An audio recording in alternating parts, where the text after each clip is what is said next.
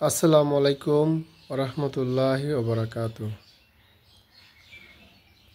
আজকে যে ভিডিওটা নিয়ে আসলাম এটা হচ্ছে স্বামীকে এবং স্ত্রীকে কিভাবে বশ করবেন সে বিষয় নিয়ে আলাপ আলোচনা করব। খুব ছোট করে বলে দিব, কারণ বেশি বড় ভিডিও দিলে অনেকে দেখতে চায় না, কারণ এখানে বেশি কিছু বলারও নাই। তো যার স্বামী বা স্ত্রী বাধ্য না তা বা দূরে আছে, তাকে কিভাবে দূর থেকেও কাছে বশীকরণটা করা যাবে, এটা হচ্ছে নিয়ম। এই বইটা অত্যন্ত ভালো বই, অনেক পুরাতন কিতাবের বই, উজিফা ভান্ডার, ঠিক আছে, অনেক পুরানা। তো যাই হোক, আমি বলে দিতেছি নিয়মটা।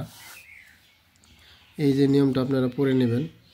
এখানে লেখা আছে, স্বামী স্ত্রী মহব্বতের জন্য নিয়মিত উজিফা 41টি গোলমরিচের ওপর 41 বার পুড়িয়া একটি করে ফু দিবে এবং ওই পড়া গোলমরিচগুলো একটা করিয়া জ্বলন্ত অগ্নিতে নিক্ষেপ করিবে।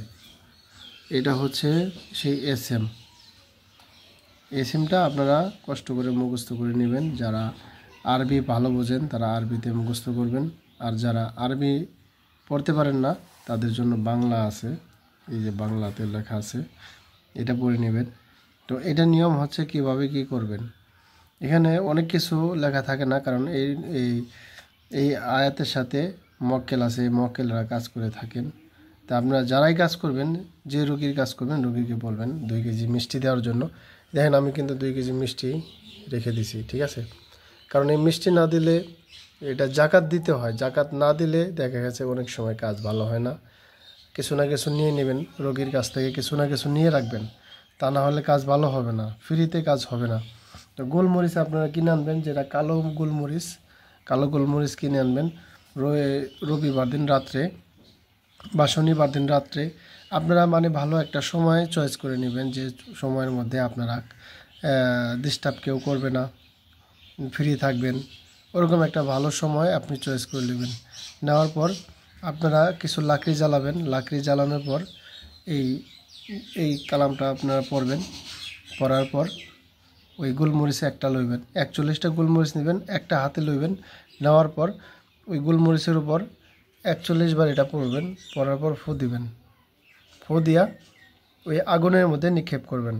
প্রত্যেকবারই আপনার নাম নিতে হবে, কারণ এই যে এখানে লেখা আছে, দেখেন যে প্রকাশ থাকে যে অমুকের পুত্র বা কন্যা অমুকের কাছে হাজির করো, ঠিক আছে। এটা আর কি লাস্টে যে বলা আছে যে ফলান বিন ফলান, ঠিক আছে, এটা কিন্তু বলা আছে। তো আপনারা এটা মিলাই নেবেন, নিয়ে আপনারা এই কাজ করবেন। এগুলো কিন্তু জ্বলন্ত কাজ, মানুষ এগুলোর গুরুত্ব দেয় না, কারণ গুরুত্ব না দিলে কাজ অত সুন্দর হবে না। গুরুত্ব দিয়ে দেখুন এবং মনোযোগিতা কাজ করেন, কাজ হওয়ারও একটা সিস্টেম আছে।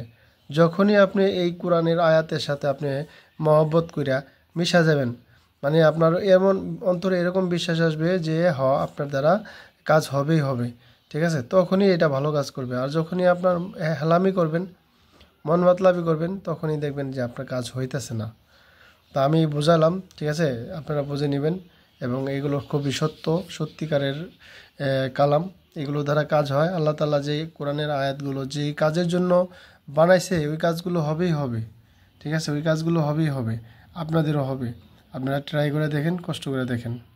ভালো থাকবেন, আল্লাহ হাফেজ।